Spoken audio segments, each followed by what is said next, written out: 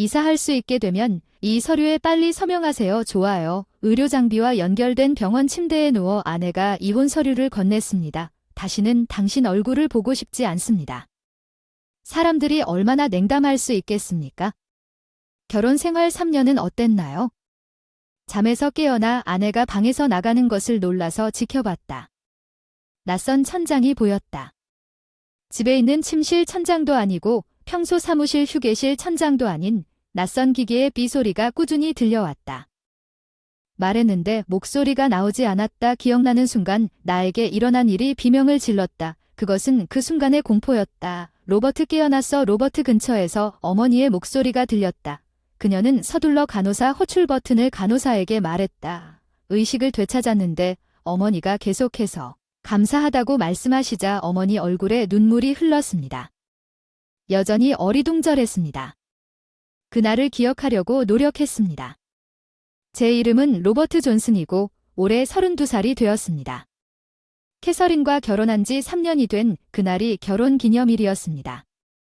캐서린과 저는 그녀의 요청에 따라 오랜만에 장거리 여행을 떠났습니다. 고속도로에서 돌아오는 길에 저는 운전을 했습니다. 항상 안전운전을 하고 있었는데 그날은 휴게소를 떠나자마자 악몽이 시작되었습니다. 소리가 들렸습니다. 갑자기 브레이크가 걸리고 트럭이 엄청난 힘으로 우리를 향해 돌진해왔고 근처에 있는 2대의 자동차도 질질 끌었습니다. 방향을 바꾸려고 했지만 모든 일이 너무 빨리 일어났습니다. 우리는 주요 고속도로에 연루되었어요. 내 기억은 거기에서 멈췄습니다.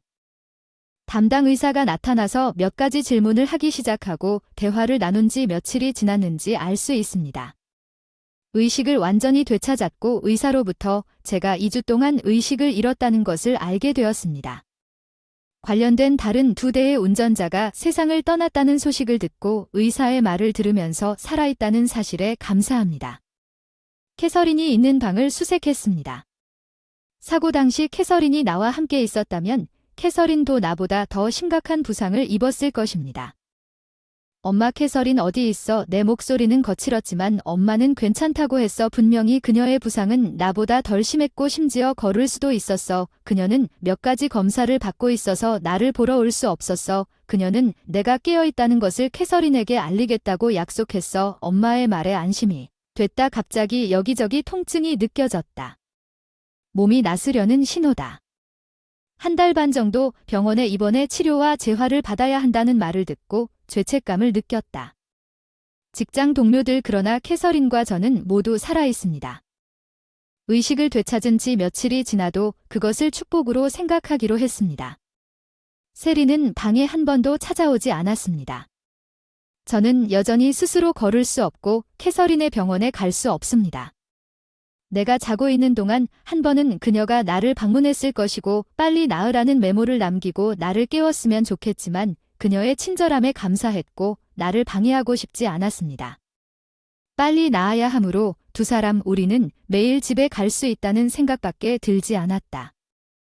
나는 너무 열심히 일해서 내 등을 토닥여주고 싶을 정도였고 마침내 혼자 걸을 수 있을 거라고 생각했을 때 의사들이 예상했던 것보다 빨리 회복되었다. 캐서린 갑자기 내 방에 나타났습니다. 그녀가 같은 병원에 있다는 것을 알았지만 물리 치료를 받을 때에도 우리는 길을 건너지 않았습니다. 그녀가 치료 세션을 다른 시간에 예약하여 고의적으로 나를 피하는 것은 아닌지 약간 걱정되었습니다. 캐서린의 부상은 경미하다고 들었습니다. 나랑 비교하면 가엾은 팔 기부스한 팔이 빨리 이혼했으면 좋겠어. 사고 처리가 번거롭다고 하더군요. 서류를 건넸는데 TV에서 본 것과 똑같은 이혼 서류였다고 하더군요. 간다. 캐서린 이름은 이미 써져 있다. 캐서린은 한동안 못 본 캐서린이 낯설어 보였는데 이혼이라니. 무슨 소리야. 상황을 정리하려다 혼란스러운 마음이 머리를 아프게 했다. 믿을 수가 없어서 고개를 잡았다. 그녀는 내 손에 이혼 서류를 탁자 위에 놓고 발 뒤꿈치로 걸어 나가면서 움직일 수 있게 되면 바닥을 클릭하며 즉시 제출한다. 그녀는 너무 차가운 목소리로 말했다. 그녀가 그 말을 남기기 전에 내가 그녀에게서 들었던 어떤 것과도 달랐다. 그리고 방에서 나갔어. 난 충격에 빠져 아무 말도 못하고 앉아 있었어. 탁자 위에 바스락거리는 이혼 서류. 방금 전의 일은 꿈이 아니었어. 불편한 소음이 현실을 깨닫게 했어. 갑작스런 이혼 서류 감당할 수 있는 일이 아니었습니다. 저를 찾아온 엄마와 이 문제에 대해 논의했습니다. 엄마는 분명 내 편이실 거라고 생각했는데 그렇게 되면 이혼해야 한다고 말하더군요. 캐서린과 우리 엄마는 친한 친구 같은 관계 이혼 얘기가 나왔다면 분명 그만뒀을 거라 생각했는데 이혼 서류를 건네주고도 상대방이 내가 달라붙는 걸 원하지 않는다고까지 하셔서 놀랐다. 아마도 엄마는 아들이 방치되고 있다고 느꼈을 것입니다.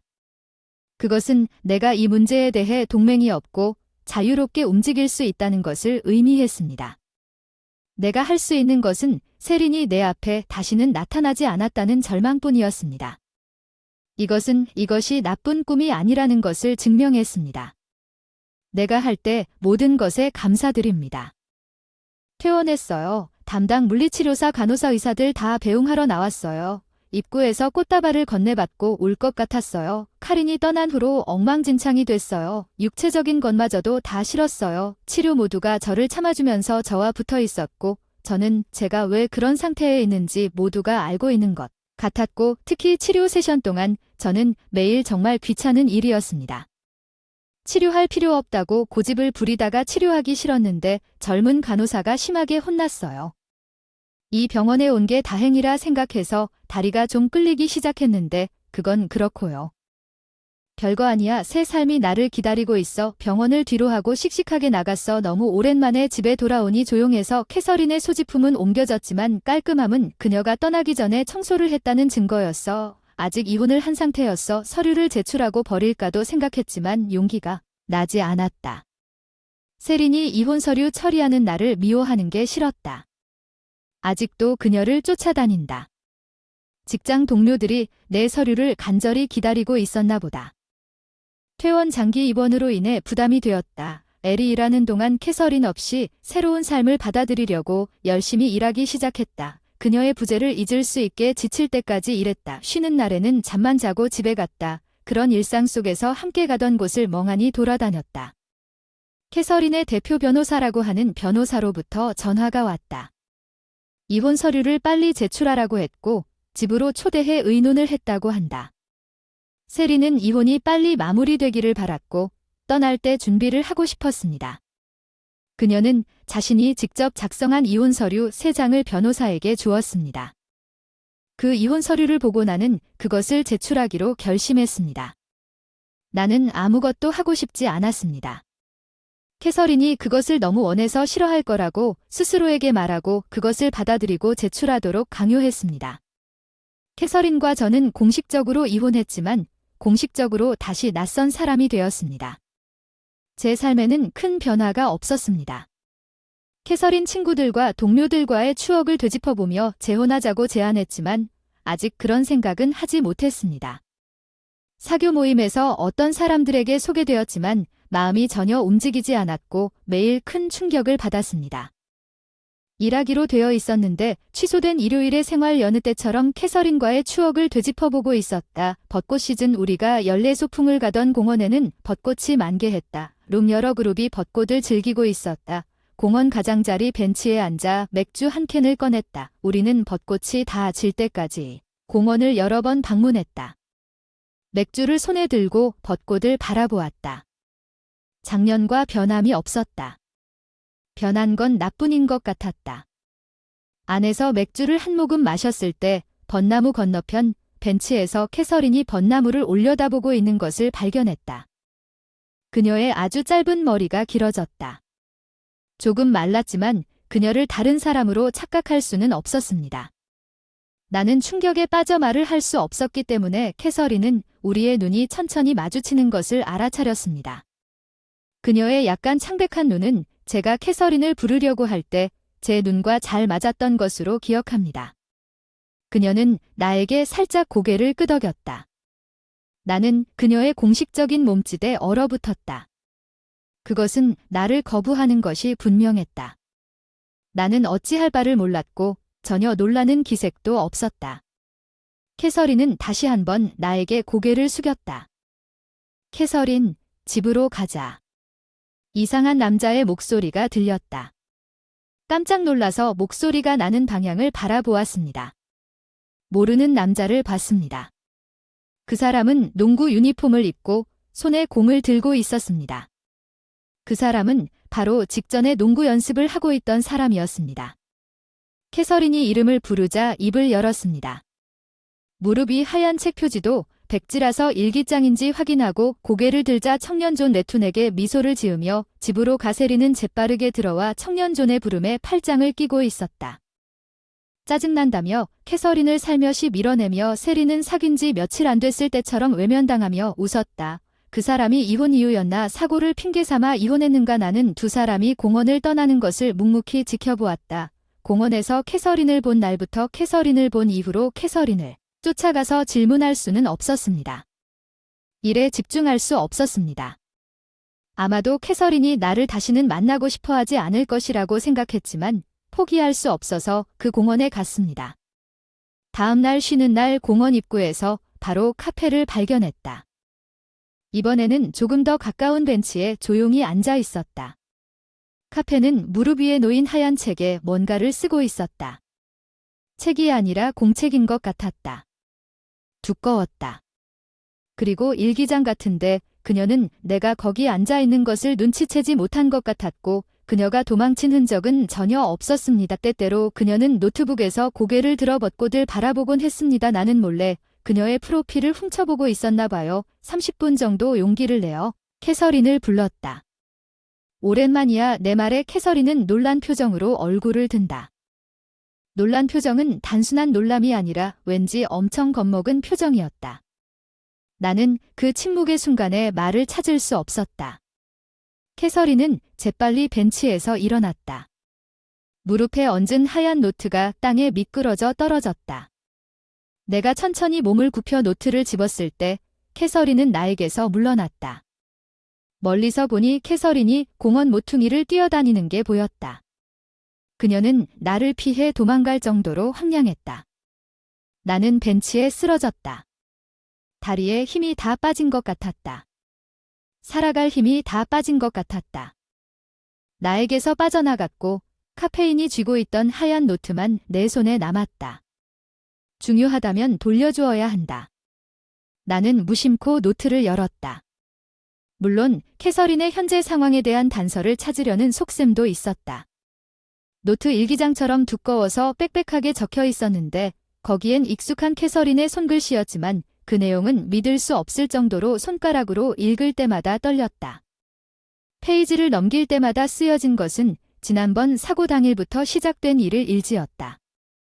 페이지를 읽었습니다. 오늘은 벚꽃이 아름답습니다. 일상활동을 자세히 기록했습니다. 일어났을 때 누구를 만났는지 무엇을 먹었는지 기록했습니다. TV에서 본 흥미로운 내용을 기록했습니다. 특성과 사람의 이름이 철저하게 기록되었습니다. 내용이 너무 절차적이었습니다. 일기장은 캐서린의 심정을 생각하면 노트 첫 페이지에서 눈물이 났다. 사고에서 깨어난 캐서린은 처음에는 의사의 진단을 받았다.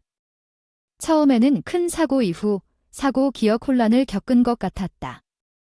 의사는 일시적인 현상일 것이라고 말했지만 카피는 기억력이 점점 쇠퇴하기 시작하면서 의사와 상담하고 정밀 검사를 받은 후 오른쪽 측두엽과 뇌 영역인 해마에서 이상이 발견되었다는 사실을 깨달았습니다.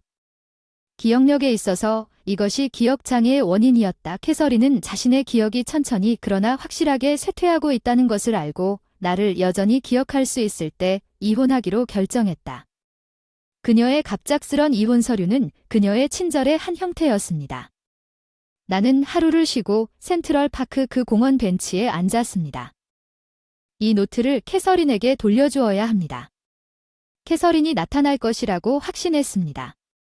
캐서린과 가까운 듯한 젊은 남자가 나타났습니다. 나를 발견하고 그는 다가오는 남자를 바라보며 나에게 곧장 걸어갔습니다. 키는 대학생보다 나이가 많아 보이지는 않았지만 여전히 팔다리가 자라고 있는 캐서린의 수첩이군요. 가져와 주셔서 감사합니다. 라고 청년이 말하자 고개를 숙이고 비로소 그 사람이 누구인지 알았어요. 본 적도 없는 짧은 시간에 많이 컸군요.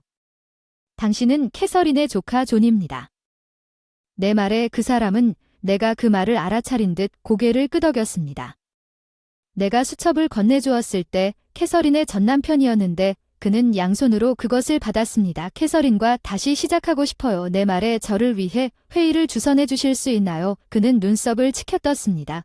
그의 얼굴 표정은 방금 노트를 받은 사람의 표정이었습니다. 그런 서문 이후 그는 나에게 캐서린의 현재 상태에 대해 말해주었다. 캐서린의 기억장애가 진행되어 이제는 기억을 유지할 수 있는 시간이 30분 정도 지나면 모든 것을 잊어버릴 것이지만 여전히 나는 할 수 있다고 믿는다. 반쯤 고함치는 어조로 다시 시작. 내가 한 말에 조는 굴복했다. 내 끈기가 성과를 거뒀다고 생각하고 싶다. 그가 나에게 잠시만 기다리라고 한 다음 캐서린에게 전화하러 갔다. 내가 그렇게 왼손잡이일지도 모른다는 게 두려웠다. 하지만 그래도 나는 정은 허위 약 20분 후에 나타날 때까지 기다리려고 했습니다. 정은 허과 은성길은 나를 보고 공원에 나타났습니다. 정은 허은 친절한 미소가 아니라 억지로 미소를 지었습니다. 제 공책을 집어주셔서 감사하다고 말했습니다. 이전 만남에 대한 기억이 전혀 없는 듯 내가 자기소개를 할 때 그녀는 처음 만난 것처럼 고개를 숙였다. 캐서린은 내 이름을 잊지 않으려고 조심스럽게 수첩에 썼다. 숨죽여 내 이름을 몇 번이고 되뇌었다. 그러다가 천천히 페이지를 따라가던 캐서린의 손가락이 잠시 멈추고 그녀는 부드러운 한숨을 내쉬었습니다. 당신은 내 남편입니다. 그녀는 그 말을 중얼거렸기 때문에 가슴이 뛰었습니다. 내 이름은 여전히 캐서린의 기억 한구석에 존재했습니다. 캐서린, 다시 시작합시다. 괜찮을 거야. 캐서린의 눈을 똑바로 바라보며 말했어. 내 말을 전달할 때 그렇게 진지한 적은 없었어. 캐서린의 시선은 나에게 고정되어 있었고 그녀의 눈에는 당황한 기색이 없었습니다. 우리는 할 수 없습니다. 세린이 30분 안에 부드럽게 중얼거렸습니다. 낯선 사람이 되어주세요. 반년 전의 결정을 무시하지 마세요. 그녀는 그것을 단숨에 흐리게 했습니다. 뻔뻔하게 들릴지 모르지만 나는 캐서린이 나를 받아들일 것이라고 믿었습니다. 나는 마치 한 양동이의 찬물을 내 머리에 버린 것 같은 느낌이 들었습니다. 말문이 막혔다. 캐서린이 노트에서 페이지를 찢기 시작하자 앞부분의 대부분을 다 찢은 후 내가 가져가지 않자 그녀는 페이지를 내 가슴에 대고 누르며 이것이 끝이다. 세린이 돌아서며 말했다. 그녀가 나에게 돌아오는 것을 내가 할 수 있었던 것은 그녀가 떠나가는 것을 지켜보는 것뿐이었다. 카핀이 준 노트의 페이지는 우리가 만났을 때, 연애를 시작했을 때, 결혼했을 때 우리에 대한 추억으로 가득 차 있었다. 심지어 그녀는 마지막 페이지에 나에 대해 좋아하는 것과 싫어하는 것을 적었다. 나를 떠나려는 캐서린의 괴로운 결정, 그 마음을 짓밟았어. 후회가 나를 덮쳤지만 너무 늦었어. 그때부터 나에게 남은 길은 오직 하나뿐이었어. 우리가 길을 건널 때마다 캐서린의 친구가 되었고 인사도 하고 잡담도 했어. 캐서린은 몇 번이나 그 첫 페이지를 찢은 후 캐서린의 세계에서 자신의 기억이 혼란스럽다는 것을 나에게 밝혔습니다. 그녀의 남편으로서 모든 것이 처음부터 시작될 것이기 때문에 나는 더 이상 존재하지 않습니다. 세린이 언젠가 다시 나와 사랑에 빠질 가능성이 있습니다. 그때까지 기다릴 생각입니다. 이런 기적 같은 순간이 오면 순간이 온다. 맙소사 내 이름은 존이에요. 28살쯤 되면 평범한 회사에서 일해요. 동료들 대부분이 기술을 향상시키거나 자신의 분야에서 사생활 결혼 생각이 들기 시작하는데 야망이 부족해서가 아니라 안정적인 생활을 유지할 수 있을 것 같은 느낌이 들어요. 일을 착실하게 하면 제게 맞는 스타일이죠. 결혼은 어때요? 잘 물어보시죠. 내 주변엔 아무도 없어요. 지금의 삶은 나에게 로맨스와 사랑은 카드에 없습니다. 쾌활하게 들릴지 모르지만 현실을 직시하자면 나에게 다가올 이 외모로 대부분의 사람들이 잘생겼다고 생각하는 사람은 아니지만 부모님에게는 여전히 보일 것 같아요. 귀엽게 자라면서 항상 내가 얼마나 사랑스럽다는 말을 들었기 때문에 나 자신이 매력적이라고 생각해 본 적이 없었는데 4학년이 되어서야 그날 누군가가 나를 너무 못생겼다고 조롱한 것이 처음으로 바뀌었다. 나는 집에 가서 물었다. 우리 엄마는 나 못생겼는데 평소엔 쾌활하던 엄마가 화나서 얼굴이 빨갛게 됐고 사랑스러운 내 아들에 대해 그렇게 화를 내며 너로 변해 충격을 받았어. 너는 내 아빠를 닮아서 더 귀엽게 나를 안아준다고 했고 머리를 쓰다듬었는데 시간이 지날수록 내가 그다지 잘생기지 않을 수도 있겠다는 생각이 들기 시작했어요. 옆집에서 자라는 아빠를 닮았다고도 들었고 엄마 친구들도 그때 아빠를 닮았다고 자주 말하곤 했죠. 강한 아빠를 닮아서 자랑스럽지만 좋은 뜻은 아닌 것 같아요. 지금 엄마는 믿을 수 없을 정도로 아름답고 긴 속눈썹과 완벽하게 고든 코 그리고 너무 맛있어 보여서 가끔 사람들은 그녀가 내 동생이라고 생각하지만 반면에 그들은 울퉁불퉁한 표정 10대 시절 거울을 보다가 정말 충격을 받은 이후로 내가 누군지 뻔하다. 내 눈이 엄마 눈과 닮았다는 걸 알아차렸지만 전반적으로 나는 아빠와 똑같이 보였다. 보기엔 10대에도 짝사랑한 적 있어 낸시라는 여자한테 용기 내서 고백한 적 있는데 거절하자 마음이 아팠어. 넌 참 착한 사람 존인데 거절당해서 미안해. 아이 나중에 그녀가 거절한 이유가 내 외모 때문이라는 것을 알게 되었고 낸시가 반에서 가장 잘생긴 남자와 데이트하기 시작한 직후 거울을 볼 때 나는 분명히 그 남자와는 다르다는 것을 분명히 알 수 있었지만 당신은 바꿀 수 없습니다. 내 얼굴은 분명 자의식의 순간을 가졌을 텐데 로맨스에 집중하지 않으면 별 문제가 아니고 벌써 28살이 돼서 결혼에 대한 생각을 거의 포기했어. 아버지는 어때? 글쎄, 그 사람은 정말 운이 좋아서 결혼했을 뿐만 아니라 우리 엄마 같은 미인을 얻었고 더 반한 사람은 우리 엄마야. 내 남편은 미국에서 가장 잘생긴 남자야. 아니 전 세계에서 제일 잘생긴 남자란 말을 듣고 자랐어. 항상 그리고 그녀는 여전히 거의 헤아릴 수 없을 정도로 일종의 사랑으로 그것을 말합니다. 나는 그가 완전히 당혹스러울 정도로 그녀에게 열중하고 있다고 말하고 싶습니다. 그들이 잘 지내는 것은 좋지만 솔직히 나는 누구도 그렇게 느낄 것이라고 의심합니다. 내가 제일 잘생기지 않아도 나만큼은 소중하게 여겨줘서 고마워. 직장인으로서의 삶도 물론 열심히 일하지만 가끔은 사무실 버즈가 좀 과할 때도 있지. 헤이 은성길이 전화를 한 순간 나는 빨리 그녀의 책상으로 달려갔습니다. 죄송합니다. 최대한 빨리 고객에게 연락하고 싶습니다. 그리고 은성길도 합류할 것입니다. 내가 답장을 하기 전에 감사합니다. 민수 모의 휴가라는 것을 이해했습니다. 그런데 주변에서 운이 좋다고 들었는데 오늘은 내가 선택받은 사람이 아닌가. 젠장존 오늘 질투하는 건 오늘은 나를 중심으로 부러운 목소리가 우연히 미셸이 나를 불렀는데 그녀에게 전화 받는 사람은 사무실의 부러움이 된다. 누군가의 이름을 부르는 소리에 모든 시선은 그녀와 그 사람에게 쏠려 있지만 대부분 남자 스태프가 쳐다보는 여자 스태프는 남자들에게 차가운 표정을 짓기도 하고 가끔 여자들은 그 장면에 어리둥절한 듯 한숨을 쉬기도 한다. 눈에 띄는 미모와 뽀얀 피부, 또렷한 이목구비, 작은 얼굴로 사무실에서든 시내에서든 어느 남자든 두 번째 시선을 거부할 수 없을 것 같아요. 친절하고 능력도 뛰어나고 효율적이에요. 여직원들에게도 사랑받는 오피스 아이콘 존 우리예요. 일은 점심을 먹을 수도 있지만 저와 함께 하실래요? 나중에 고객에게 갈 수 있습니다. 신속하게 응답했습니다. 필요한 서류를 가방에 담았습니다. 안 돼요. 매니저와의 점심은 미셸이 점심에 초대받았다는 것만으로도 질투가 나고 모두의 시선이 평온해졌습니다. 더 찔렸지만 귀찮게 할 수는 없었어. 실례합니다. 다시 고개를 끄덕이는 선배님과 눈이 마주쳤어요. 미셸과 과제를 공유할 때 가끔 따라가서 점심을 같이 먹죠. 다들 기회를 기다리고 있고 저는 물론 사무실에서 그녀의 인기가 그랬다는 것은 잘 알고 있습니다.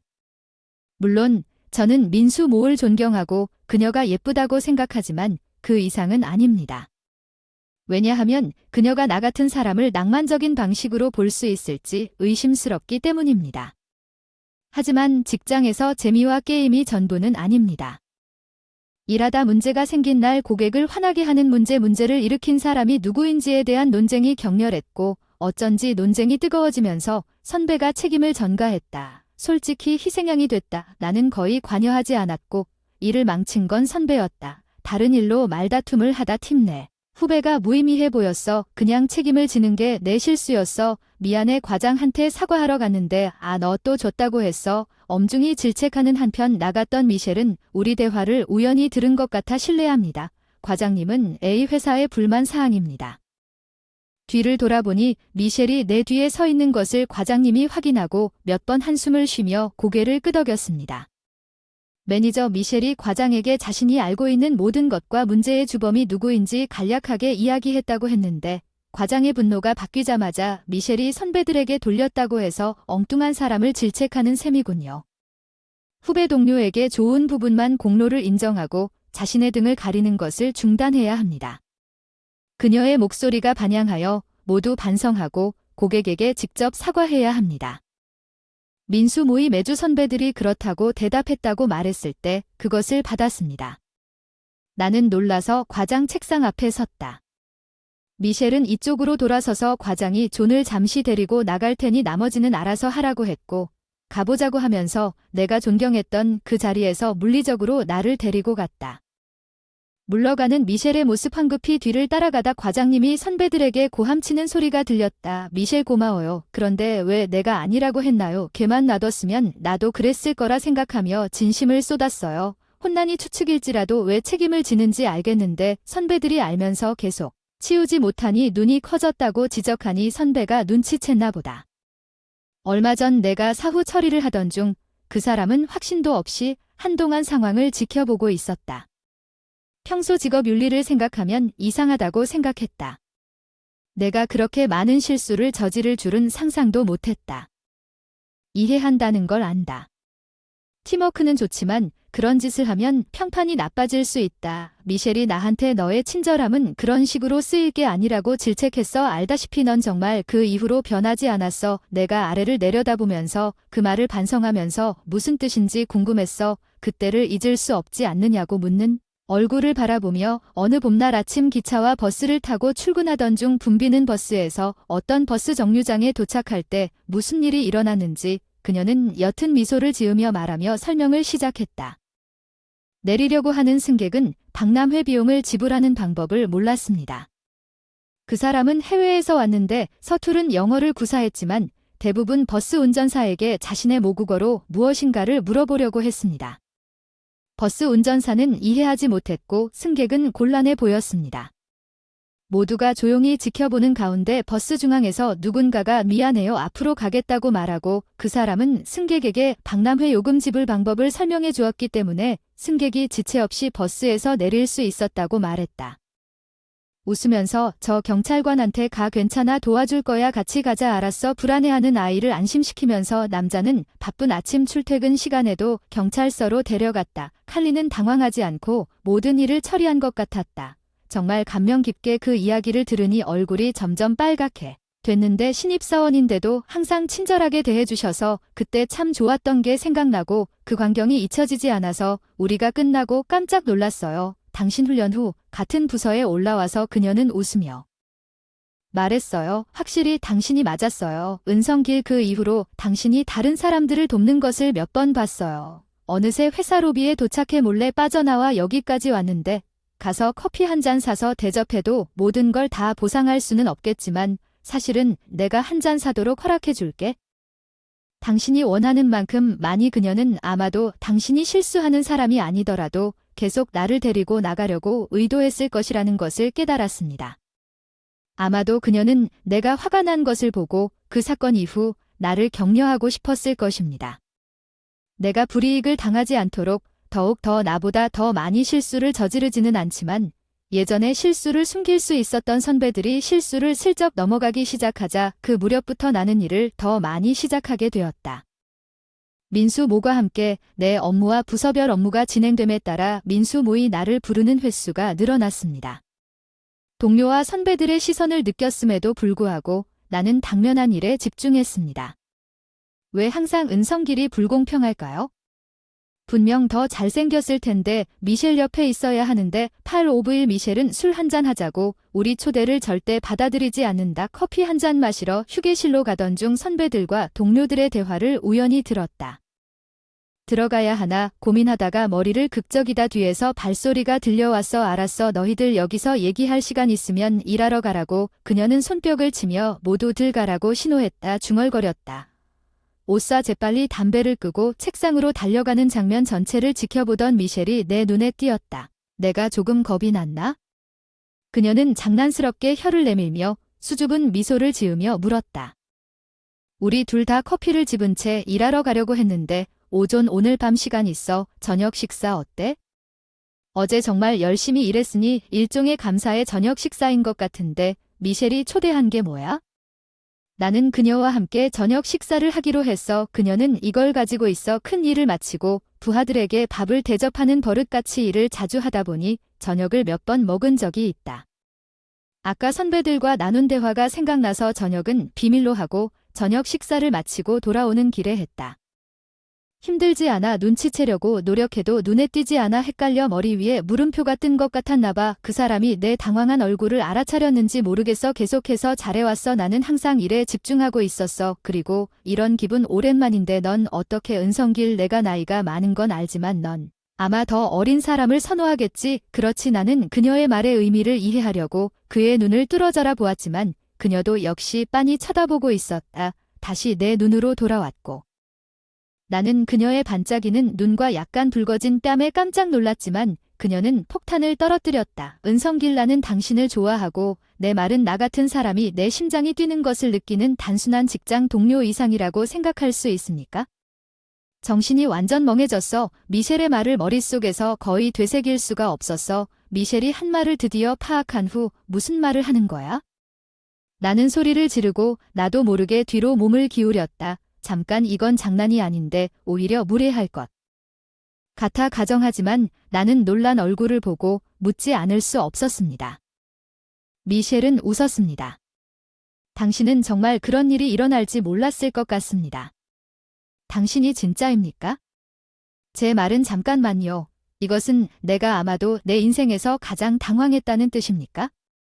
내 말을 믿으시나요? 이제 그녀는 떨리는 내 두 손을 살며시 잡았습니다. 내 얼굴이 새빨갛게 달아오르는 게 느껴졌어요. 얼굴이 빨개지나요? 너무 귀엽네요. 더 사랑스럽네요. 잠깐만 이거 농담이 아니에요. 왜 나한테 당신을 매우 귀엽지만 더 중요하게는 당신이 얼마나 진실하고 친절한지 사랑합니다. 당신은 나를 좋아하지 않습니까? 아니 그것은 내가 당신 같은 사람을 받을 자격이 없다고 느끼는 것이 아니라 내 몸이 거짓말을 할 수 없다는 것입니다. 내 손이 그녀의 손을 잡았습니다. 그런데 현실이 저를 덮쳤어요. 잠깐만요. 미셸 생각해보세요. 사람들이 우리를 보고 미녀와 야수 같다고 생각할 거예요. 당신은 당신과 내가 얼마나 멋진지 전혀 모르죠. 내가 그렇게 말했을 때 당신 옆에 서 있는 것이 너무 자격이 없는 것 같아요. 미셸의 그립력이 약해지고 불행한 행운이 그녀의 얼굴을 덮쳤습니다. 사람들은 항상 나에게 예쁘다고 말했지만 항상 불안감을 느꼈습니다. 여성 관리자로서 힘든 일이었습니다. 내가 열심히 일하고 그들이 틀렸다는 것을 증명한 모든 것에도 불구하고 내 실력이 아닌 것 같고 내가 남자들로부터 받은 친절은 대부분 다른 동기가 있었지만 당신은 당신은 달라요. 당신은 진실하고 내가 만난 사람 중 가장 친절한 사람입니다. 그게 매력이었습니다. 내가 이렇게 말하면서 그녀는 내 손을 한 번 더 잡았지. 내가 그녀 옆에 있는 것이 부끄럽지 않니? 나는 내 깊은 불안감을 전했습니다. 당신이 내 남자라면 내가 왜 그럴까요? 나는 모두에게 당신을 자랑할 것입니다. 그녀는 나를 따뜻하게 웃어 보였습니다. 얼굴은 변하지 않지만 최선을 다해 너에게 어울리는 남자가 되도록 노력할게. 결혼은커녕 고르지 못한 연애도 포기한 나 같은 사람에게 이런 일이 일어날 줄 알았던 미셸. 한동안 새로운 장이 시작됐어. 계속 꼬집었어. 아침마다 이게 꿈인지 현실인지 궁금해하는 뺨. 물론 처음에는 왜 저한테 맨날 귀엽다고 하는 건지 의심도 많이 했고 저를 선택했다는 걸 아는 그녀의 미소와 몸짓에서 사랑이 느껴졌지만 조금은 자신감을 얻었지만 더 많은 자기 확신을 얻기에는 결코 충분하지 않았습니다. 나는 체육관에 매달리기 시작했습니다. 한때 마른 체형이 부풀어 오르기 시작했고 근육이 더 많이 보이기 시작했습니다. 당신은 다른 사람들에게 눈에 띄었고 최근에 여자 동료가 나에게 우리 관계를 숨기지 않았지만 직업적인 리뷰를 별도로 유지하기 위해 공개하지 않았다고 말한 적이 있습니다. 나 같은 사람이 부서와 회사의 최고 미인과 데이트하는 것은 눈치채기가 거의 불가능하다고 말하고 싶습니다. 때로는 잘생긴 동료가 민수모에게 접근하는 것을 보았고 갑자기 민수모에게 다가가 그녀는 내 질투에 대해 나에게 티를 쳤지만 나는 그녀의 비라이입니다. 약간의 질투는 당연하다. 레스알에서 관계를 유지한 지 1년 정도 됐을 때 과장 미셸과 나에게 전화해서 모두 앞에 서라고 하는 오전 브리핑 때 모두들 얼굴이 우리가 상을 받을 거라 생각하던 그 순간이 아직도 기억난다. 한가한 시간에 과장이 말했고 우리는 약혼을 알리는 신호와 함께 약 5초 동안 침묵이 흘렀고 이어서 미셸이 전문적인 이유로 분위기를 밝게 하려고 했던 말과 거의 비명처럼 들리는 깜짝 놀란 함성 소리가 합창되었습니다. 성을 테일러로 하겠습니다. 이해해 주셔서 감사합니다. 하지만 그녀의 왼쪽 손가락에 빛나는 반지를 보고 몇몇 남자 동료들은 하루 만에 기절할 것 같은 표정을 짓고 있었는데 그 사람이 왜 그랬는지 일생일대의 이야기를 들은 것 같았습니다. 약혼 발표 후 약 1년 반쯤 지나서 아내가 출산 휴가를 갔습니다. 그때쯤에 나는 업무 성과가 크게 향상되었다는 자신감을 얻었습니다. 물론 동료들이 무능하다는 꼬리표를 벗은 뒤에는 더 이상 정리할 필요가 없었습니다. 그녀의 출산 휴가 이후 상사와의 성취와 오해가 풀렸습니다. 매니저로 승진했습니다. 일도 잘 되고 가정생활도 정말 멋집니다. 제 삶에 찾아온 뜻밖의 기쁨이 제 온몸을 따뜻하게 해줬어요. 그런데 얼마 전 저는 드디어 용기를 내어 엄마에게 물어보니 왜 아빠를 선택하셨는지 알고 보니 엄마가 아빠에게 반한 이유와 아내가 저에게 반한 이유도 같았습니다. 아빠는 항상 누구에게나 친절하셨고 엄마가 어려운 사람들에게 은근히 도움을 주셨죠. 수없이 눈치채고 그땐 엄마가 꽤 눈에 띄었는데도 속셈없이 접근한 남자는 아빠뿐인 것 같았어요. 그래서인지 아내와 엄마는 지금은 모녀 관계라기보다는 사이가 좋은 것 같아요. 가장 친한 친구인 반면 일부 가족은 시댁 문제로 어려움을 겪을 수도 있습니다. 그들은 종종 서로에게 이렇게 친절한 남편이 있어 행운이라고 말하고 남편의 청각에 대해 자랑하기 때문에 아버지와 제가 조금은 기분이 나빠지는 것 같습니다. 부끄럽지만 그것도 일종의 행복인가 봐요. 그리고 아름다운 아기를 낳았어요. 제 아내와 꼭 닮은 또렷하고 뚜렷한 이목구비. 조금 편견일 수도 있지만 진심으로 걱정되는 아이의 미래를 소중히 여기고 키울게요. 아내와 함께 내 모든 사랑을 담아 그녀. 오늘의 이야기가 마음에 드셨나요? 구독과 좋아요 버튼은 제 콘텐츠 제작에 큰 원동력이 될 것입니다. 여러분의 댓글을 꼭 읽어보고 싶습니다. 다음 영상에서 만나요. 댐 라이언 소여. 28세 대학 시절 친구와 저는 작은 게임 회사를 시작했고 지금은 회사의 CEO가 되었습니다. 휴대폰 AB 게임이 큰 히트를 쳤고 어느새 우리 회사는 기하급수적으로 성장했습니다. 내가 좋아하는 일을 하면서 성공한 것이 얼마나 행운인지 생각해 보세요. 사실 나는 태어날 때부터 운이 좋았습니다.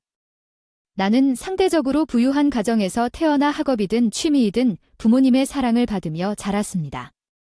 부모님은 내가 관심 있는 것은 무엇이든 할 수 있도록 허락해 주셨어. 정말 감사해야 할 만큼 말로 표현할 수 없을 것 같아. 라이언, 오늘 밤 내가 컴퓨터를 확인하고 컴퓨터를 끄려고 할 때쯤 술자리에 시간이 있구나.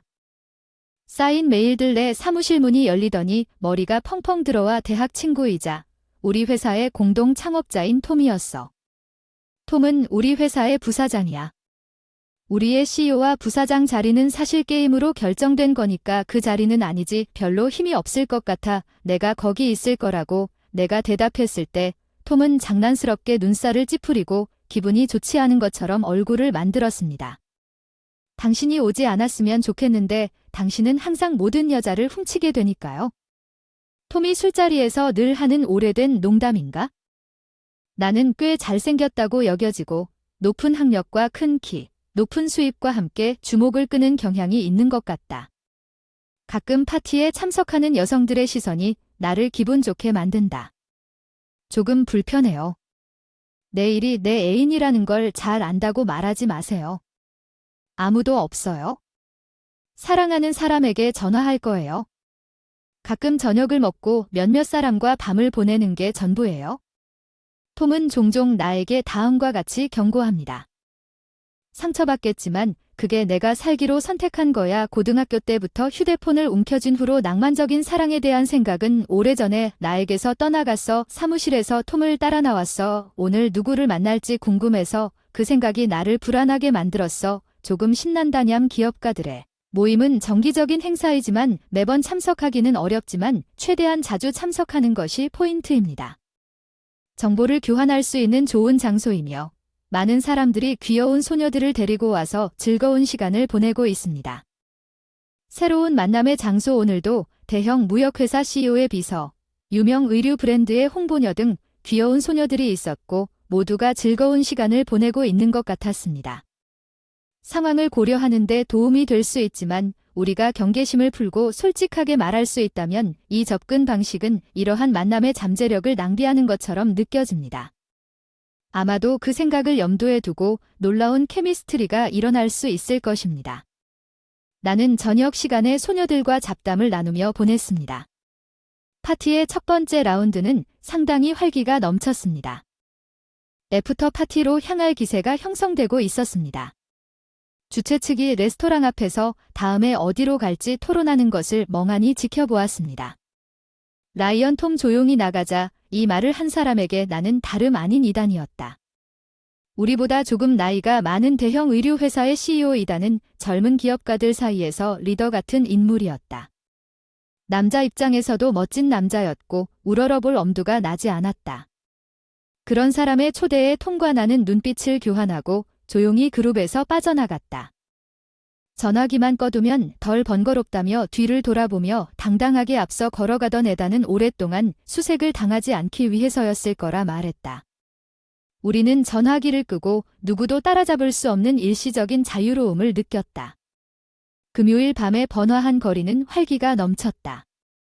인파를 유유히 헤치고 어느 건물 앞에 도착했다. 그것은 상류층 회원들만이 거주하는 건물이었다. 클럽 소문은 들었지만 우리 같은 초보들이 들어갈 수 있는 곳은 아니었어요. 매단 우리가 들어갈 곳은 회원 전용이에요. 윤기나는 검은 문 앞에 블랙 옷을 입은 경비원이 서 있는데 눈치채고 깊이 고개를 숙였습니다. 은성길이 이해가 되는 멤버였던 것 같습니다. 은성길이 이런 곳을 자주 방문하고 다양한 이야기에 귀를 기울이고 있기 때문에 잘 알고 있는 것 같습니다. 최근에 이곳을 소개받아 회원이 되었다고 합니다. 회원님과 함께라면 톰과 제가 미지의 세계로 모험을 떠났습니다. 조명이 교묘하게 어두워져 멘트 인테리어가 더욱 돋보였습니다. 시크한 미녀들이 각 테이블에 앉아 손님들과 나직하게 속삭이듯 대화를 나누었습니다. 한눈에 알려진 CEO와 소유자의 얼굴을 볼 수 있었습니다. 마치 엘리트들의 사교 모임과 같은 느낌이 들었습니다. 그리고 나는 약간 긴장하기 시작했습니다. 이 모든 것에 익숙해진 것 같았던 은성길은 아무렇지도 않게 우리에게 아름다운 안주인을 소개했습니다. 우아한 안주인은 제가라고 말했습니다. 그 사람을 여기서 만나서 반가웠고 우리를 따뜻하게 환영해줬어요. 솔직히 저는 여자들이 있는 곳에 가본 적이 없어요. 스트립 클럽에 가본 적이 없어요. 벨벳 소파로 안내를 받았는데 바로 한 여자가 와서 우리 옆에 앉아서 사업을 건네줬어요. 그녀의 별명이 적힌 카드와 나는 서둘러내 것을 찾기 시작했다. 그 소녀는 내가 당황한 것을 재미있어하며 약간 웃었다.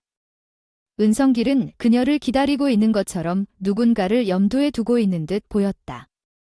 그의 약간 불안한 옆모습은 그를 보이 은성길들 와줘서 고마워요. 은성길 옆에 우아하게 앉아있던 여자가 날씬한 어깨에 다가가며 이렇게 말하더군요. 그녀에게 딱 맞는 남색 드레스가 드러났어요. 하얀 피부에 잘 어울리는 네이비 안이 기다리게 했어요. 오늘은 후배 몇 명 데리고 왔어요. 은성 길은 우리에게 나를 소개하며 밝은 미소를 지으며 고개를 숙였습니다. 물론 나가 그녀의 직업 이름일지도 모르지만 그녀에게 잘 어울렸습니다. 만나서 반가워요. 그녀가 내가 봤다며 얼굴을 들었을 때 나는 나입니다. 리나는 얼굴을 보고 깜짝 놀랐다. 내 앞에 서 있던 사람은 내 고등학교 친구 리사 톰슨이었다. 겉모습은 달랐지만 분명 그녀는 기다렸다. 리사 톰슨 맞다. 나는 잠정적으로 물었고 내 질문을 누가 알겠느냐며 웃으며 대답했다. 여기서 본명을 언급하는 것이 민폐일지도 모르니 더 이상 밀지 않기로 했습니다. 내는 우리 테이블에 합류한 후에도 이 클럽에서 인기 있는 여주인인 것 같습니다. 바쁜 환경에도 불구하고 그녀의 미소는 결코 사라지지 않았습니다. 그녀는 모든 사람에게 아름다운 미소를 아낌없이 제공했습니다. 내 앞에 있는 여자는 리스 라인과 정반대였습니다. 결국 나는 인상이 너무 멀리 떨어져 있을 때만 그녀의 미소를 보았습니다. 어쩌면 내가 떠날 때 사람을 잘못 만난 건 아닐까 이런 결론에 이르렀다. 고등학교 도서관 낡은 벌레 냄새가 나는 그녀 도서관 위원 그녀는 무슨 이유인지 항상 무표정하고 항상 차가운 S 자세로 카운터에 앉아 있었다. 결국 그녀를 잊을 수 없어 진실을 확인하지 않고 클럽을 떠났고 활짝 웃는 얼굴로 퇴장당했습니다. 은성길은 리너에게 반한 것 같았고 집에 가는 길에 그녀에 대한 이야기를 들었습니다. 은성길 저를 초대해 주실 수 있나요? 다음번에 클럽에 갈 때 은성길은 조금 놀란 표정을 지었습니다. 제가 평소에 그런 곳을 자주 가지 않는다는 것을 잘 알고 있기 때문에 예상치 못한 일이었을 것입니다. 그러나 그는 빠르게 미소를 지으며 진심으로 계속 방문하고 싶다고 흔쾌히 동의했습니다. 적어도 그날 나의 진짜 정체가 밝혀지기 전까지는 클럽에 있었어. 잠들 때까지 나와 미경 김가 계속 번갈아 나타나서 혼란스러웠어. 거기까지 가서 이단의 친절함에 감동받았습니다. 사모님도 예상치 못한 상황에 이단의 추천이냐고 내 회원권에 동의해 주셨죠. 클럽에서 지위를 얻었고 고민하던 중 이단에게 사실을 말해야 할지 말지 고민이 되었습니다. 단골 손님과 함께 나타났어. 단순한 드레스를 입고 고등학교 시절의 리사가 생각났어. 아니 빠르게 의상을 갈아입고 화장을 위해 무대 뒤로 사라졌어. 무의식적으로 물러나는 모습을 눈으로 따라갔어. 은성길은 내니 너의 것인지 알아차린 것 같았어. 목표 좀 쉬게 해줘. 난 너를 이길 수 없어. 은성길이 웃으면서 농담으로 말했지만 그의 눈이 웃지 않는 것을 알아차렸어. 그는 진지한 것임에 틀림없어. 아니 말도 안 돼. 그녀는 내 리드에서 한참 벗어났어. 나는 웃으며 대답. 은성길이 중얼거렸다. 작은 목소리로. 대리녀들과 술을 마시면서 술을 풀 때까지 이야기를 나눴는지는 모르겠지만 이 고급 클럽의 모든 호스티스들은 훌륭했습니다. 각각은 숙련된 대화가였으며 다양한 주제에 대해 이야기할 수 있는 방법이 없었습니다. 그들은 우리를 지루하게 만들었습니다. 그리고 그들 각각은 모델의 아름다움과 스타일을 가지고 있었습니다. 나는 대리 소녀들과 채팅하는 동안 거의 주의가 산만해졌습니다. 은성길의 전화벨이 울렸습니다. 그는 전화를 끊으려고 했으나 그의 안색이 살짝 바뀌었습니다. 발신자 화면을 봤는데 이것을 밖으로 가져가야 한다고 그가 말했고 중요한 전화였나 봐요. 클럽을 나갔습니다. 문제는 제가 혼자 남겨졌다는 것입니다. 이런 곳을 방문한 것은 이번이 두 번째였고 저는 낯설게 느껴졌습니다. 어떻게 해야 할지 확신이 없는 은성길은 약 5분 후에 돌아왔지만 회사에 문제가 발생한 것 같습니다. 그는 즉시 사무실로 돌아가야 한다고 말했고 떠나기 직전에 마지못해 클럽을 떠났습니다. 그는 그날 모든 비용을 지불했다고 나에게 말했습니다. 은성길이 떠날 때 아니 내 테이블로 왔어요. 기다리느라 미안해요. 두 번째 방문이군요. 맞나요? 정말 감사합니다. 아니 그녀가 내 유리잔을 부드럽게 교체하면서 미소를 지으며 말했습니다. 물론 도우미가 테이블을 떠났을 때 당신에게 선을 살짝 보았어요. 그리고 그건 나랑 그냥 아니었어. 내가 그녀에게 직접 물어보기로 했어. 당신은 리사 맞아요. 바로 고등학교 도서관위원회에 있던 그 사람. 니나의 얼굴에서 미소가 사라졌어요. 좋은 직관력과 좋은 기억력을 가지고 있다는 건 엇갈린 축복이에요. 라이언 그녀 화장도 예쁘게 하고 드레스도 잘 차려입고도 잘 아는 여자 리사가 있다고 했어. 차가운 옆얼굴이 전과 똑같아서 조금 안심이 됐어. 왜 내가 아는 리사라고 했는지 묻지 못하겠어. 그녀는 학교에서 우수한 학생이었습니다. 내일은 너의 향수 때문이야. 그건 무의미한 감정. 리사가 내 시선을 피하며 말했다. 웨이터를 향해 손을 들더니 그를 집으로 데려가 주세요. 고마워요. 그렇게 엘리베이터 문이 닫히기 직전에 리사가 클럽을 강제로 나가게 했어요. 그녀는 웃었습니다. 그리고는 다시는 돌아오지 말라고 해서 그날 밤 그리운 꿈을 꿨어요. 리사가 고등학교 도서관 계산대에 앉아 있었어요. 처음에 뭘 읽고 있었나요? 무심코 말을 건네는 건 그냥 인사였던 것 같아요. 나 리사가. 눈을 뜨고 나를 노려본다. 빌리느냐 돌아오는가. 리사가 사무적인 태도로 미소 한 번 없이 나에게 물었다. 내가 다가온 여자가 그렇게 무책임한 반응은 처음이라 조금 놀랐다. 지금 돌이켜보면 내가 인기가 많다는 걸 알았기에 과신에 짜증나는 놈이었던 것 같다. 빌리고 돌려줄 돈도 없는 나는 할 말을 잃고 역겨운 듯 한숨을 쉬며 눈을 떨어뜨렸다. 읽고 있던 책으로 돌아가서 내가 무시당하는 것 같아서 도서관 위원으로서 짜증이 났다. 추천할 책 없나? 나는 짜증난 표정으로 집요하게 그녀를 불렀다. 리사는 나를 올려다보며 휴무 팻말을 놓았다. 카운터에서 어떤 백을 찾고 계시나요? 카운터 뒤에서 그녀가 나오더니 아무 생각 없이 나에게 물었습니다. 나는 서둘러 당신이 추천한 책을 반복했고 그녀는 2분도 채 안 되어 책장 통로로 사라졌습니다. 책을 찾았는데 이게 내 추천이야. 그녀가 건네준 돈은 던지기 품종 이야기라는 제목의 문고판이었어. 내가 돈을 가져갔을 때 그녀가 제안한 돈은 그녀가 카운터 안으로 돌아갔고 안감을 만드는 동안 표정은 짓지 않았어. 아래를 내려다볼 때 목덜미가 하얗게 변하는 모습이나 가입, 프로필의 라인 이것이 바로 미경 김과 나를 다시 보고 싶지 않다고 말했음에도 불구하고 나와 미경 김과의 상호작용이 시작된 방식입니다. 미경 김과 걱정될 수밖에 없습니다. 이유가 무엇인지 궁금합니다. 그녀는 여주인이 되었습니다. 왜 그녀는 고등학교를 중퇴했습니까? 내가 아무리 작은 일이라도 그녀를 돕기 위해 할 수 있는 일이 있다면 나는 잠시 생각한 후에 그녀를 위해 거기에 있고 싶다고 생각했습니다.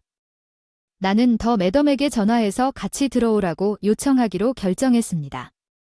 아니 마담님의 요청을 거절할 수 없었을 텐데 좀 은밀해 보일 수도 있지만 예상대로 어쩔 수 없었습니다. 아니에게서 답장 전화를 받았습니다.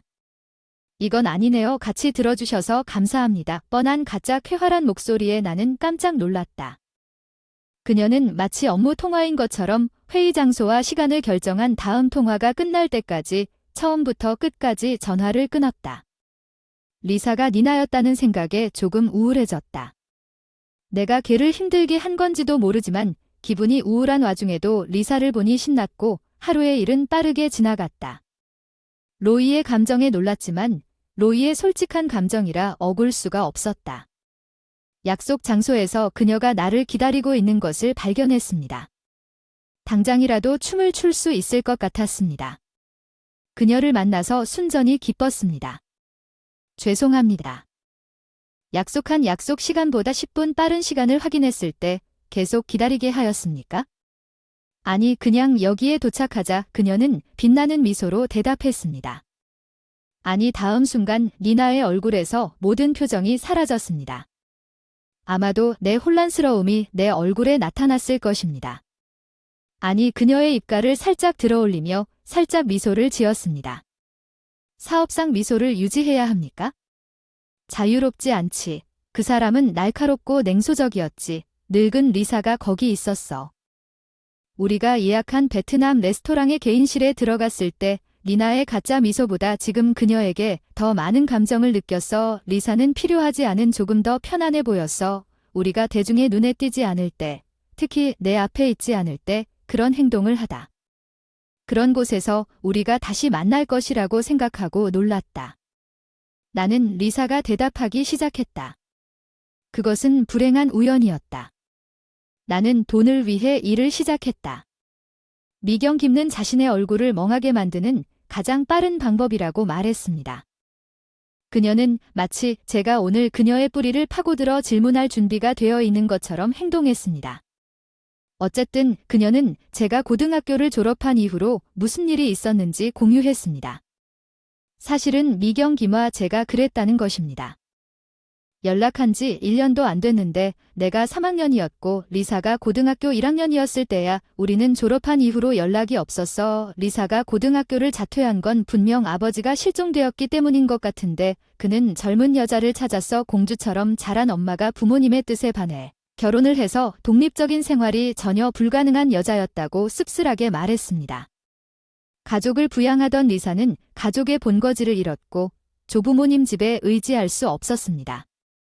남동생이 3명 있었는데 어머니와 아직 의무 교육을 받고 있는 세 형제를 부양하기 위해 고등학교를 중퇴하고 일하기로 결정했습니다. 처음에는 여러 아르바이트를 했으며 형제들도 도왔습니다. 가게 재정이 신문 배달 같은 일을 하면서 미경 김는 그녀의 어머니가 너무 바빠서 한탄하느라 그녀가 18세가 되자마자 어떤 도움도 받을 수 없었고 더 나이트라이프 작업에서 일할 수 있었다고 말했습니다. 미경 김는 이 세계에 뛰어들었습니다. 그것은 캐주얼바에서 시작해서 그녀는 현 직장 부인에게 헤드헌팅됨. 이제 답을 다 얻으셨나요? 나도 당신이 CEO가 되었다는 사실에 놀랐습니다. 리사가 이야기를 마무리하고 진저에일을 마셨다고 하더군요. 정말 다행인 것 같아요. 내가 이룬 것이 얼마나 내 능력 때문인지 항상 불안해 이상하게도 누구에게도 말하지 못했던 불안감이 입에서 빠져나갔다. 리사는 놀란 표정으로 나를 바라보았다. 어싸리 잊어버려. 그냥 내 횡설수설이 당황스러워서 농담으로 치부하려고 했어. 불평을 듣는 것도 내 일의 일부야. 공짜는 아니야. 리사가 평소의 업무상 미소는 아닌 것 같았던 부드러운 미소로 말했어. 학창시절 딱 한 번 본 리사의 미소 그리고 옛날 이야기를 조금 나눴는데 사실 머리가 너무 복잡해서 무슨 말을 했는지 기억도 안 나는데 동아리 들어가기 직전에 미경 김과 한 말이 제 마음에 와 닿았습니다. 저는 지금의 제가 부끄럽지 않습니다. 과거에 저를 알았던 사람들이 저를 지금의 모습으로 보는 것을 원하지 않을 뿐입니다. 클럽에 있는 사람들에게 무례하다고 느껴집니다. 고객들에게는 리사가 억지로 클럽 문을 열었다는 말을 하기 전에는 그런 기분이 들지 않을 수 없었다. 클럽 내부에서는 지즈 음악과 함께 조용한 웃음소리와 함께 은은한 윙윙거리는 소리가 들려왔다. 값비싼 위스키 미경 김는 문에서 클럽에 들어서자마자 아니로 변신했습니다. 그녀는 활짝 웃으며 나를 바라봤습니다. 클럽에서 나를 기다려주세요. 오늘 밤 샴페인을 마시고 싶은 기분입니다. 그녀는 매력적으로 말하다가 바텐더가 준 무대 뒤에서 사라졌습니다. 그녀는 자신이 원하는 것을 얻는 방법을 알고 있다고 웃습니다. 응 그래 그래서 내가 할 수 있는 건 부끄러운 미소로 답하는 것뿐이었다. 모두가 완전히 받아들일 수 없을 만큼 내면의 모순이 있는 것 같았다. 미경 김과 데이트를 시작한 지 몇 주 전부터 클럽을 자주 방문하고 싶었지만 일이 성수기에 접어들어 우리 팀과 나는 밤새도록 일을 했고 에너지 없이 나갈 수 있는 형체가 없습니다. 의욕 드디어 어제 일이 잘 풀렸는데 오랜만에 리사를 만나러 가는데 이단 남자한테 전화가 왔어요. 어제 나에게 프러포즈했어요. 아직 답이 없어요. 클럽에 갈 용기가 없어요. 오늘 나랑 혼자 갈 수 있어? 그의 평소와 달리 소심한 목소리에 놀랐지만 그의 말에도 충격을 받았다. 그가 리사와 함께 있는 것을 진지하게 고려할 것이라고는 전혀 생각하지 못했다. 니나에게 많은 돈을 썼다. 그녀는 그럴 것 같지 않다. 거절 은성길은 자신보다 나에 더 많은 돈을 쓴 고객은 없다고 말했지만 그 때문에 나는 그가 미경 김을 거절할 수 없다고 생각하는 것을 당연하게 여기는 것처럼 느꼈습니다. 숨긴 채 더 이상 이단을 속일 수 없을 거라 생각했어. 당연히 처음부터 속일 생각은 없었어. 그냥 말할 수 없었을 뿐이야. 기분 나쁜데 들어보자. 이단은 직감적으로 목소리 스톤을 들었을 거야. 오늘은 나에 대한 대책으로 나를 술집에 초대했을지도 모른다고 말하면서 조금 떨어졌습니다. 아니, 나는 고등학교 때부터 서로 알고 있었고 그녀는 내가 항상 감정을 갖고 있던 사람입니다. 나는 당신을 방해하고 싶지 않습니다. 제안하지만 기회를 주세요. 진심으로 존경하는 멘토에게 그런 말을 하는 것이 무례하다고 생각했지만 인생에는 물러서지 못할 순간이 있습니다. 아니, 당신에 대해 이야기하는 것을 자주 들었습니다. 그렇군요. 무슨 일이야? 은성길은 화내지 않고 침착하게 말했고 나에게 기회를 주겠다고 해서 나를 선택할지 누구를 선택할지는 너의 결정이야. 불평하지 마. 나도 감사하지 않을 거야. 내가 존경했던 은성길은 공평했고 M은 잘못했어. 먼저 클럽에 가서 내 마음을 고백하라고 했고 눈물이 날 지경이었는데 지난 몇 주 동안 리사를 못 만나서 클럽에서 만나자고 약속을 하고 전화를 끊었다. 뭔가 하고 바로 향했는데 방금 오픈한 바는 아직 사람이 드물었고 내가 아니냐고 물었을 때 그녀는 바로 테이블로 왔고 그녀는 지난번에 봤을 때보다 조금 더 마른 것 같았고 오랫동안 만나지 못한 라이언 나는 당신이 잊어버린 줄 알았습니다. 나에 대해 아니 가짜 미소를 지으며 내가 직접 물었더니 은성길의 제안을 받아들일 건가요? 위스키와 소다를 만드는데 사용하던 손이 멈췄습니다. 그녀의 손가락 끝이 살짝 떨리는 것을 보았고 얼음이 잔에 떨어지는 소리는 침묵 속에 울려 퍼졌습니다.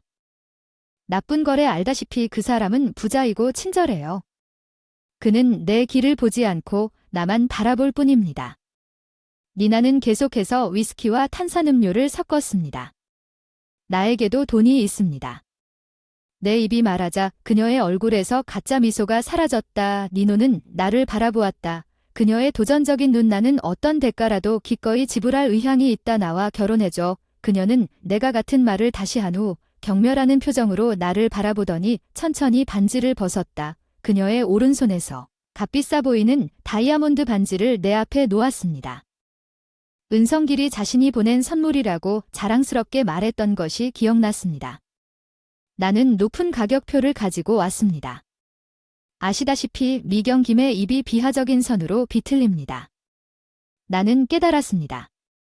그녀의 말을 들었지만 여기서도 물러설 수는 없었어. 내가 준비한 것을 그녀에게 건네줘서 나은성 길만큼 돈은 없을지 몰라도 우리는 이제 막 다시 연결됐지만 예전처럼 나를 다시 봐줬으면 좋겠어. 나에게 책을 추천해 달라고 세상에 대해 가르쳐 주길 바라.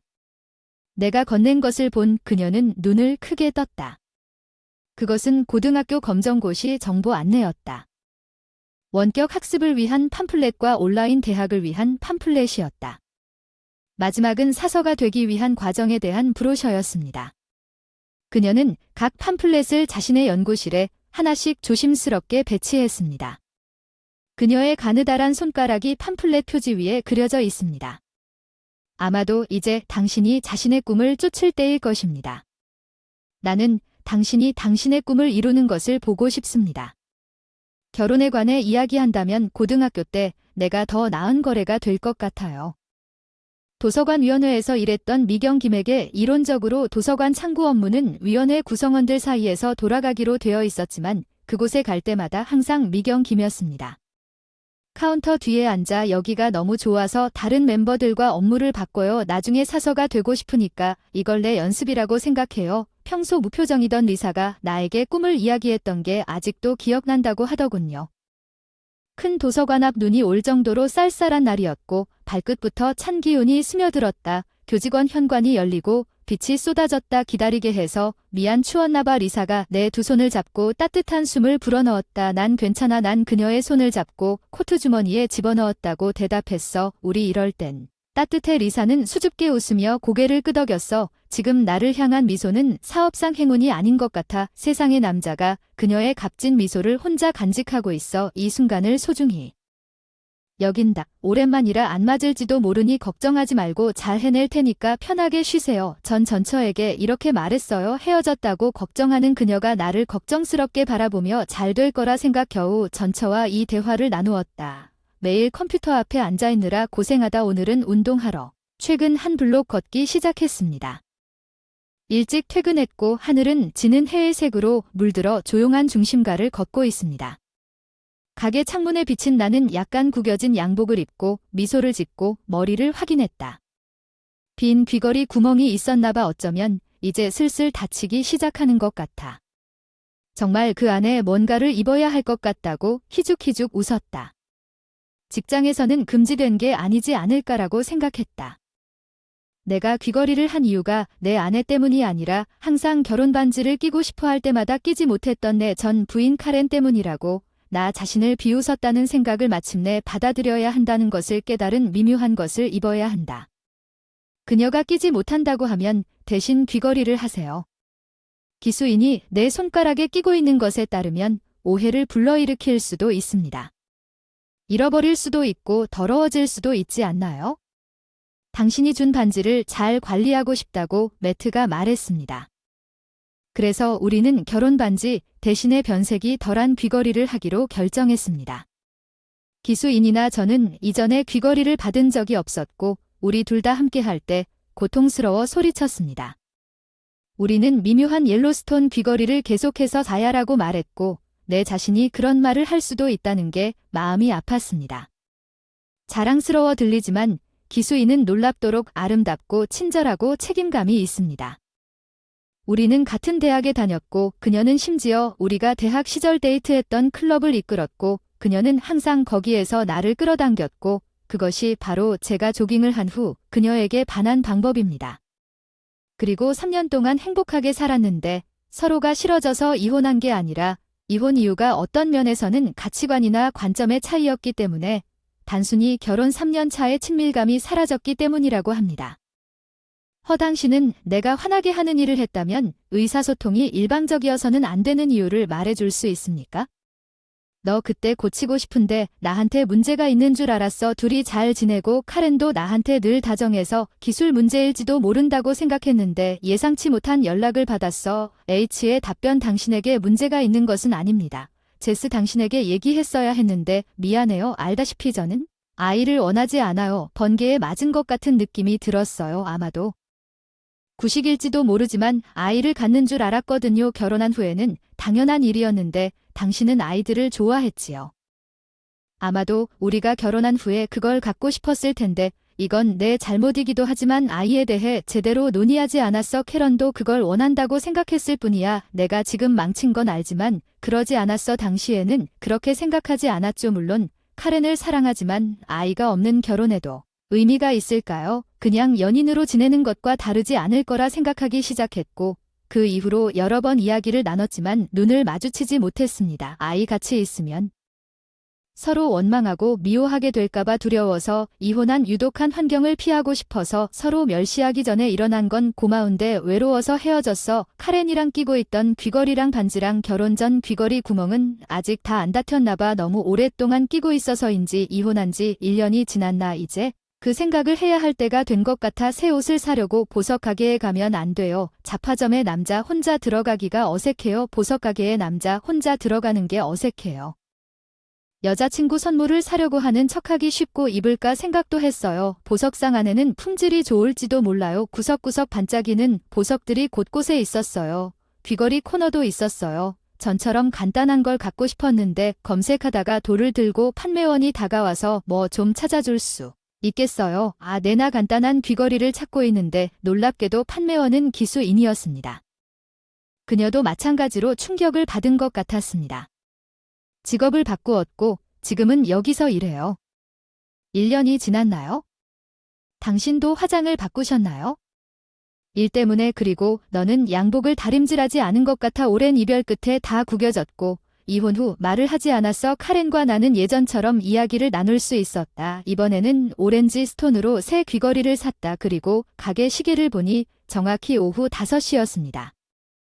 카렌은 막 퇴근한 것 같은데 저녁은 어때요? 근처에 새로운 이탈리안 레스토랑이 있어요. 저곳이 궁금했어요. 가자. 카렌과 나는 마지막으로 만난 지 1년 만에 함께 레스토랑에 들어섰고 그때를 추억하며 시간을 보냈다. 좋은 옛날에는 일에 대해 이야기하고 블렌더에 대한 이야기를 나누었습니다. 저녁 식사를 하면서도 대화에 너무 몰두해서 어느새 밖은 칠흑같이 어두워졌습니다. 정말 집에 가야 하는데 솔직히 말해서 너무 힘든 것 같아요. 더 많은 이야기를 하자면 기수인은 자신이 초대한 것과 같은 느낌을 받았을 것 같습니다. 웃긴데 빵 터졌어. 회사에 그레이비까지 먹리대학 시절로 돌아간 것 같아 기분이 좋고 작년에 마음이 편해졌어. 내가 느꼈던 외로움이 사라졌어. 아직도 사랑한다는 걸 깨달았어. 카렌. 그리고 지금 생각해보니 그땐 내 생각이 얼마나 이기적이었는지 알겠다. 카렌. 제이 무슨 일이야? 늦은 건 알지만 사과하고 싶어. 이 기회를 놓치면 내 마음을 전하지 못할지도 몰라. 카렌의 눈을 똑바로 쳐다본다. 카렌은 보였다. 그녀가 나를 돌아보며 내가 무슨 말을 하려는지 알 수 있을까? 나는 어리석었다. 나는 아이를 가질 생각에 너무 집착해서 당신의 감정을 고려하지 않았습니다. 우리 아이를 낳고 낳을 사람은 당신입니다. 그것은 당신에게 큰 책임이 있지만 그것에 대해 당신과 제대로 논의한 적이 없습니다. 진심으로 미안합니다. 기수인에게 고개를 숙이고 다시 대화를 나눌 수 있게 되면서 내 인생에서 그녀의 존재가 얼마나 중요한지 깨달았습니다. 이 시점에서는 우리에게 아이가 없더라도 기수인과 다시 함께 있을 수 있는 한, 그게 제가 원하는 전부입니다. 저도 그 얘기를 하고 싶었고 매트에게도 사과해야 합니다. 제가 그러지 못한 진짜 이유를 말씀드리기가 무서웠어요. 아이를 원하지 않아요. 카렌이 조용히 말하기 시작했어요. 알다시피 저한테 여동생이 있어요. 그렇죠. 둘 사이에 나이 차이가 꽤 나네요. 맞죠? 제가 6살이었을 때, 6살 카렌이 6살이었을 때 이야기를 들었어요. 계속 카렌은 자신의 신생아를 깊이 사랑했어요. 여동생 어느 날 엄마가 잠깐 나갔을 때 아기가 울기 시작했어요. 엄마가 보고 싶지 않고 외로워서 그러지 말라고 했는데도 위로하고 싶었지만 6살짜리 아이를 안아줬어요. 여자아이는 갑자기 2~3개월 된 아기를 안고 울고 있는 동생을 달래려 애쓰다 카렌은 어른들 이 아기를 안는 모습을 따라하려 했으나 실수로 동생을 다치게 했다. 나는 아이의 흔들리는 머리를 조심하다 보니 균형을 잃었다. 벽에 팔을 부딪힌 건 다행히 큰 부상은 아니었지만 한 번만 잘못 움직여서 뼈가 부러지거나 더 다쳤을 수도 있어요.